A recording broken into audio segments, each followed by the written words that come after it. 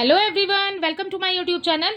आज मैं आपको NCERT maths class 7th exercise 5.2 से इसका क्वेश्चन नंबर 3 कराऊंगी। देखो बच्चे, क्वेश्चन 3 है, in the adjoining figure P parallel Q find the unknown angles. ठीक है, यहाँ पर आपको लाइन दी हुई है बेटा, पी है जो कि पैरेलल है क्यू के। ठीक है, एक आपको ट्रांसवर्सल लाइन दी हुई है इसमें। ठीक है, आपको यहाँ पर एक ही एंगल बताया गया है विच इज 125। ठीक है, बाकी सारे आपने फाइंड करने हैं जितने भी आपको दिए हुए हैं, ए बी सी डी, ठीक है, ई एंड एफ, ये आपको फाइंड करना है। कैसे करेंगे बच्चों? देखो बहुत ही आसान है बेटा, हमने ऊपर वाले क्वेश्चंस में किया है वर्टिकली अपोजिट एंगल्स कौन से होते हैं। ठीक है, और भी हमने किए हैं, कॉरस्पॉन्डिंग एंगल्स किए हैं हमने। ठीक है, सो यही सब हम प्रॉपर्टी यूज करके उसके बाद इसके आंसर फाइंड करेंगे। देखो यहाँ पर है, हमें सबसे पहले दिया हुआ है 125। ठीक है, एक ही लाइन पर बने हुए एंगल्स हैं बच्चे, आंसर अपना स्टार्ट कर रहे हैं। ठीक है, सो हमें सबसे पहले यहाँ पर दिया हुआ है 125। 125 देखो, अगर आप देख रहे हो इस लाइन पर बना हुआ एंगल है जो कि ई है, दूसरा एंगल। ठीक है, सो लीनियर पेयर हो जाएगा बेटा। 125 आपको एक दिया हुआ है, एक ही रेखा पर बने हुए कोण कितने डिग्री के होते हैं? 180 डिग्री के होते हैं। एक आपको 125 दिया है तो सेकंड वाला आपने फाइंड करना है, इजी हो गया फाइंड करना। ठीक है, कैसे लिखेंगे? देखो यहाँ पर हम लिखेंगे एंगल जो हमें 125 दिया हुआ है, सबसे पहले वो लिख लेते हैं। 125 डिग्री हमें दिया हुआ है क्वेश्चन में यहाँ पर। ठीक है, अगर हम इसके अंदर अपने एंगल ई को प्लस कर देते हैं तो दोनों का जोड़ कितना होगा? 180 डिग्री होगा। ठीक है, इस वाले ई को प्लस कर रहे हैं, राइट। तो अब ई फाइंड करना है हमें, ई निकल जाएगा इजीली। कैसे निकलेगा बच्चे? ये वाला जो ई है ये हमें फाइंड करना है, एंगल ई, ये आ जाएगा 180 डिग्री यहाँ पर। ठीक है, 125 इक्वल के साइन के उस तरफ शिफ्ट हो रहा है, सो ये हो जाएगा माइनस में। ठीक है, 180 में से 125 को माइनस कर देंगे। सो बच्चे यहाँ पर हमें एंगल ई मिल जाएगा 55 डिग्री। ठीक है, साइड में माइनस करना है तो 180 में से 125 को माइनस करके देख लेना। 10 में से 5 माइनस करेंगे तो 5 हो जाएगा, 7 में से 2 माइनस करेंगे बच्चे, सो यहाँ पे 5 आ जाएगा, 1 में से 1 गया, कुछ भी नहीं बचा। ठीक है, 55 हो गया, 55 एंगल हो गया हमारा। ई आ गया हमारे पास, ये वाला ई आ गया हमारे पास 55 डिग्री। अब देखो आगे समझो, इसी फिगर में आगे देखते हैं बच्चे। देखो ये है ट्रांसवर्सल लाइन हमारी, ये हमारी एक लाइन है और ये हमारी सेकंड लाइन है। ठीक है, पी और Q.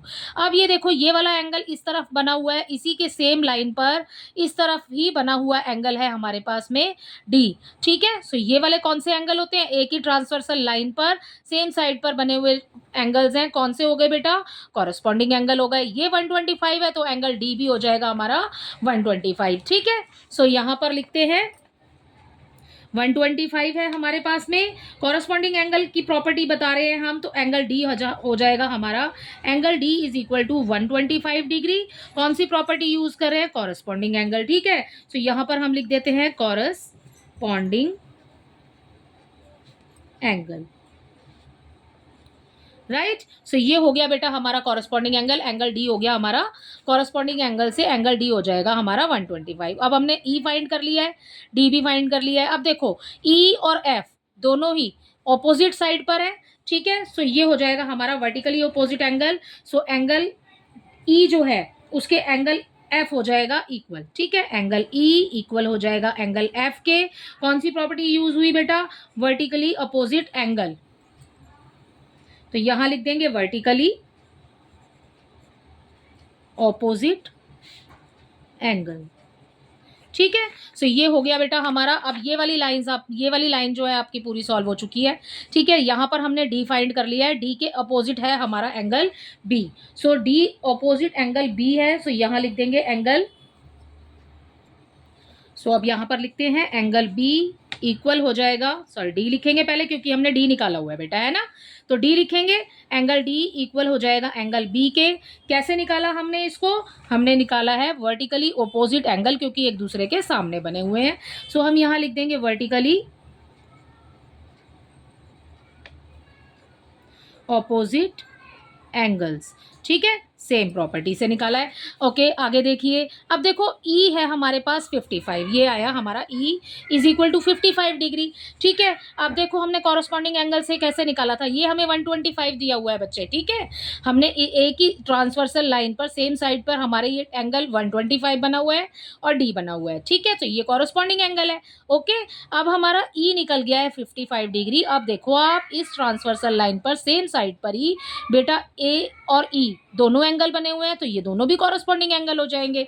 So angle E equal हो जाएगा एंगल ए के। कौन सी प्रॉपर्टी यूज की है, कॉरस्पॉन्डिंग। ठीक है, कॉरस्पॉन्डिंग एंगल्स। ठीक है, सो ये हो गया हमारा, ठीक है, सो ये हो गया हमारा इक्वल।